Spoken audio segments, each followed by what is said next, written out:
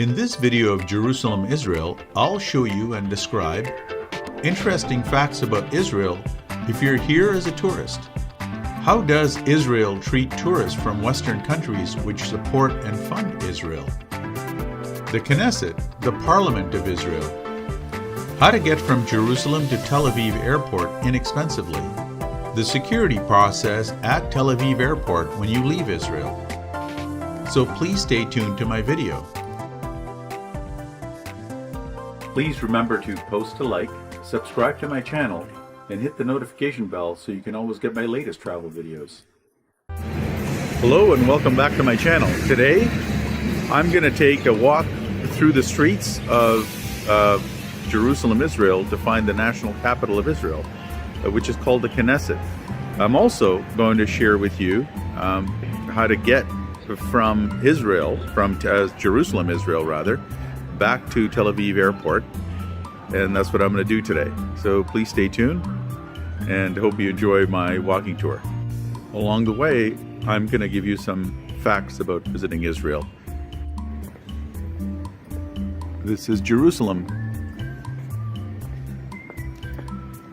It's about 7:15 in the morning right now.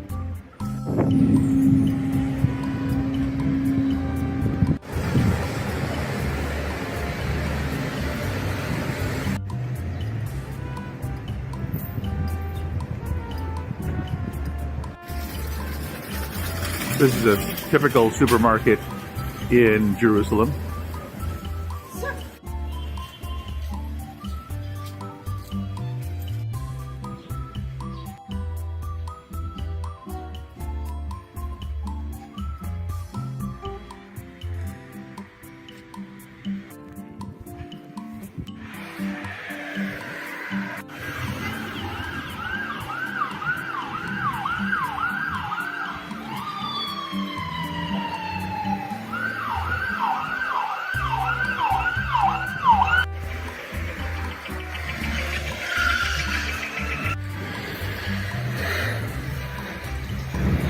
Now, the first interesting fact when you come to Israel is that not many people here speak English. They speak Hebrew, and it's gonna be a bit of a challenge for you to get around. Some people have marginal English, but however, in Palestine, what I found was that a lot of people speak English there. At least my finding was probably more than here in Israel.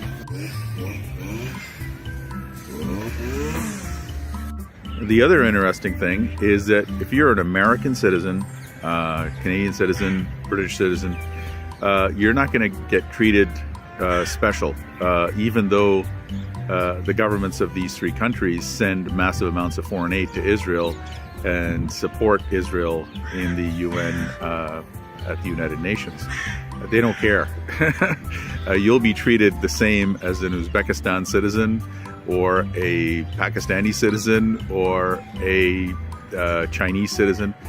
They don't care. The Israeli government and the Israeli soldiers, the IDF, have pretty much know that it's the politicians from our countries that they have to be nice to. So unless you happen to be a family member of a U.S. senator from Washington, D.C., not a local senator from your local state, but from Washington, D.C., who's on a funding committee for the U.S. Congress, don't be expecting to be treated well if you're an American citizen. If you're from, let's say, Philadelphia, Pennsylvania, or Cleveland, Ohio, or West Lafayette, Indiana, or me, where I live just outside of Buffalo, New York, it won't matter. So be prepared to be interrogated and by the IDF, the Israeli Defense Force personnel here, and just got to be calm when you deal with them, but it's not a pleasant experience. I think that says no entry, and there's a fence. Should I go through the fence?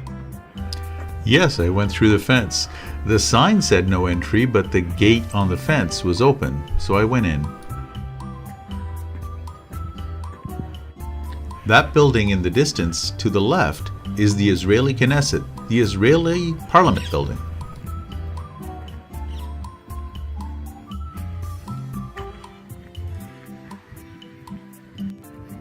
The Israeli Knesset is clearly about 300 feet behind that glass bulletproof wall. As soon as I got within 50 feet of the glass bulletproof wall, I was approached by security and told to step away.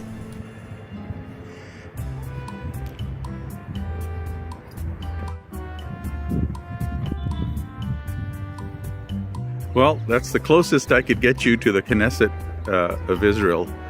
That is their parliament building. I did have to encounter a couple of security officers, and I asked them very politely if I could take that video, and they said yes from that angle. And they did ask for my passport and to know who I was. So that's from that distance, like not to enter the Knesset, not to enter the parliament, but from that distance. So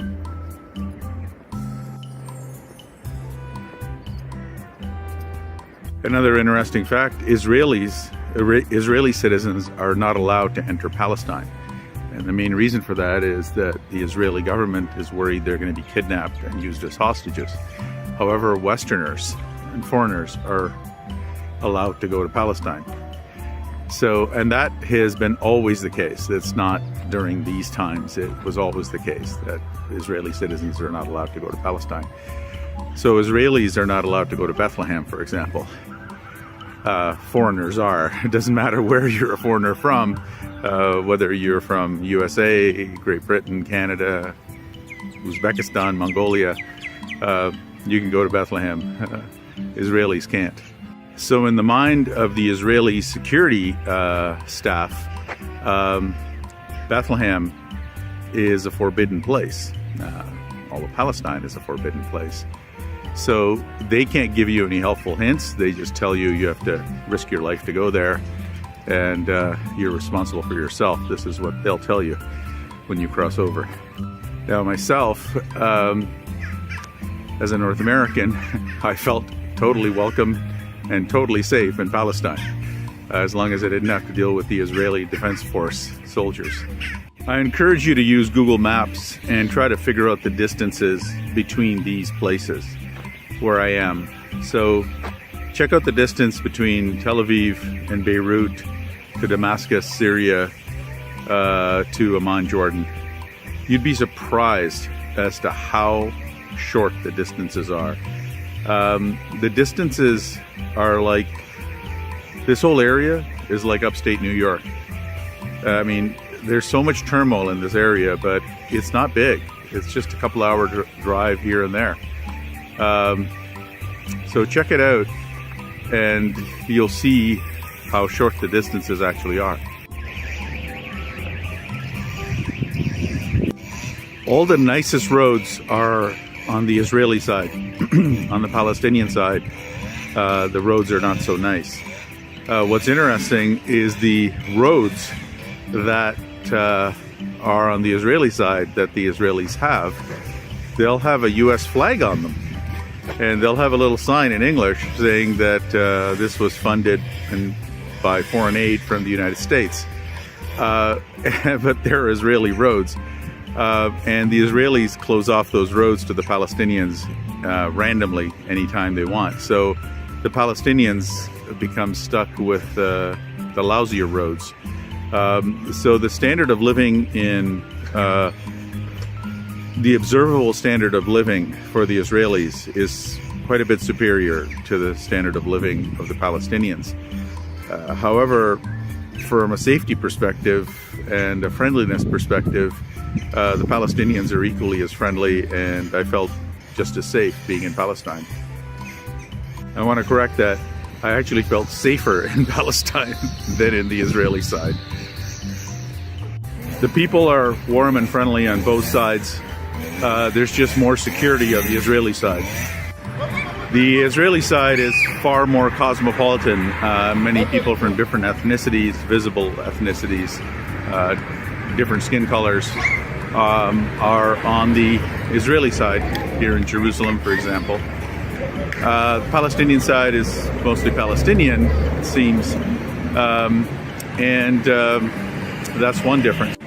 Another difference is that the Palestinian side has a lot more churches than the Israeli side. So the Israeli side has synagogues, but very few churches. On the Palestinian side, there's quite a few churches. Mosques, obviously. No synagogues that I could find. As you saw my other video where I toured Palestine, my taxi driver, Abu Muhammad, who took me all around Palestine, showed me around, and also returned me safely back to my hotel. He was born in Jerusalem, so were his parents. However, he is a Jordanian citizen. And so even though you're born here, you don't get yourself an Israeli citizenship. I found that kind of surprising. His wife was also born in Jerusalem, and so were his parents. He told me for the safety of his family, he wanted to have a Jordanian citizenship so he could always enter Jordan if things go bad here. And he could have gotten a Palestinian citizenship, but he chose not to. He told me that it is somewhat possible to get a Israeli citizenship, but it's very difficult and it's very challenging for him because they know that he is from a Muslim family.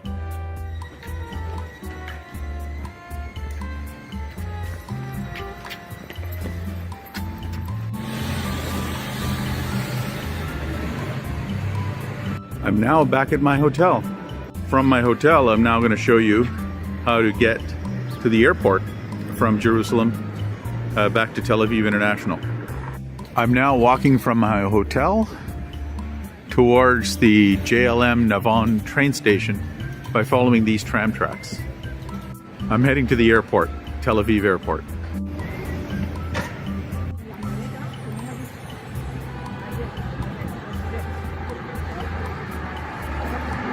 There is the JLM Navon train station, the main train station in Jerusalem. JLM Navon train station, and there's the departures board. We're looking for Tel Aviv Airport.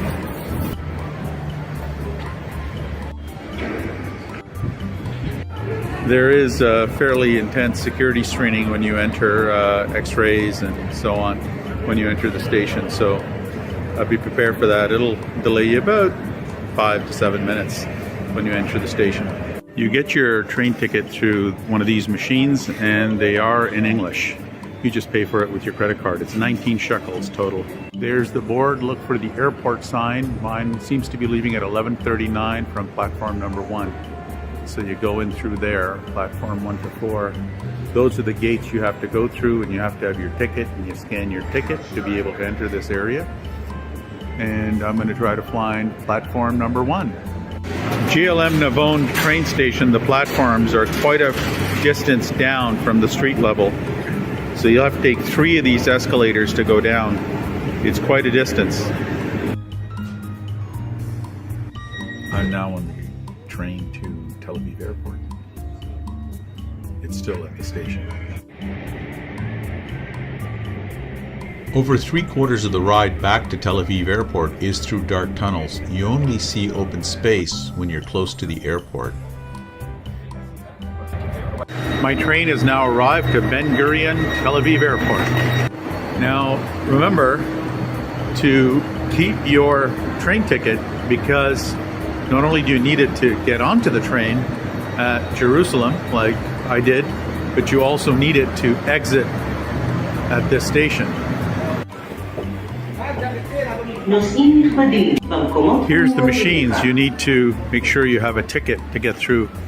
So now I've arrived inside Ben Gurion Airport. Interestingly, there is no security once you actually arrive, so they don't inspect your luggage again. Just walk in to the airport. I now am looking for a currency exchange so that I can exchange my shekels back into US dollars or euros. So that's the only currency exchange at the airport, and it seems chaotic.